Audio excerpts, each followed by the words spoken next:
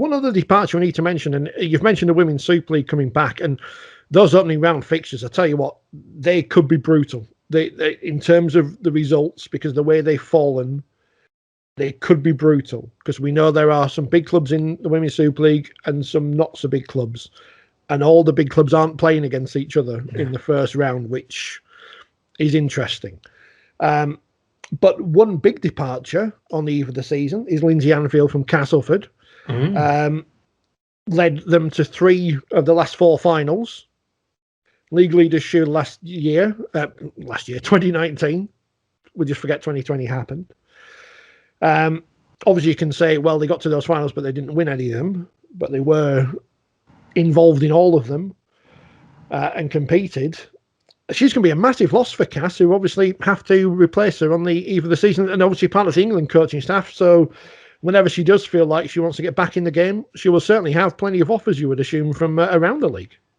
I think the reaction of all of the players that have been under her on social media tell us everything.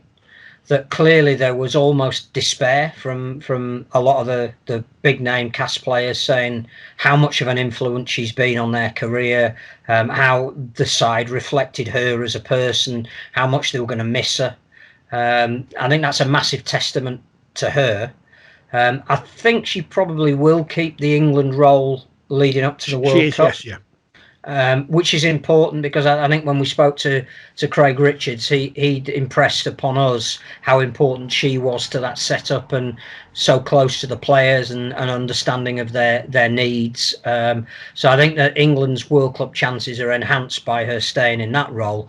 Yeah, I mean, it'd be very interesting to see how Castleford appoint at such short notice. It's a blow for Cass, clearly, and I hope that there is somebody who is going to take up that role that will have an instant impact in the same way that she has had. It's a tough act to follow, for sure, and I think those close to the women's game felt that it also came as a shock. I don't think anybody saw that coming.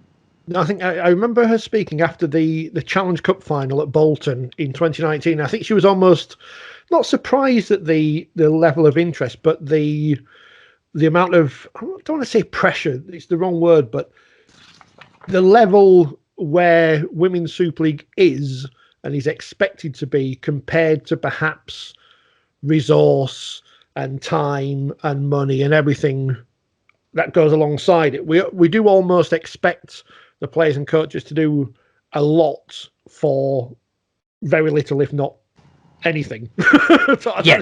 To try and put it that way, we're asking them to act professionally and not recompensing them as such, which I think is an issue, which it's a difficult one to broach. I know the BBC on International Women's Day did plenty of things about the gender pay gap in sport, and it's a difficult one because money has to come in from somewhere to pay for professionalism, and it's where that money comes in. But you would hope that clubs will have seen in the last few years there is something that can be done with women's rugby leagues, that it can be some kind of spectator product, that it might be able to be monetized in the future. And if you can make money, the players can make money, everyone's happy. I don't know how far down the line that is. I don't know how much money that is. I'm not saying any women's players are going to be getting paid $1,000 a week or whatever, but it's still better than nothing.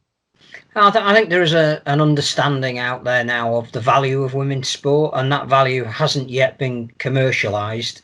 But I think, hopefully when the season does get back, and maybe towards the end of that season when crowds can get back, I think sponsors and partners will see the advantage of tying in the women's game with the men's game, with the wheelchair game. And that's why, this World Cup and the PDRL one that will run alongside it is so important for the sport. It's not just about the exposure on TV. It's about, we played the inclusive card a lot, and we can go out there and prove it. And,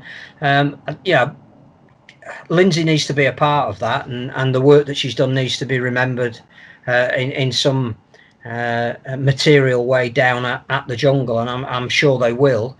But they've got a big decision to make, and I don't know. Would you think that would upset Castleford's preparations, or Because they've got to be one of the favourites this year. And haven't had a huge turnover of personnel and have played so well over the last couple of seasons that we've been allowed to have. I would think that the pressure is on them now to turn that into silverware, and the person who was tasked with doing that is not going to be part of their setup. So I just wonder how that's going to affect them. There's almost a mirror with the men's team in some ways there, that that's so close but yet so far is now a season whereby the men's team have to deliver as well on something like that. So interesting times down lane.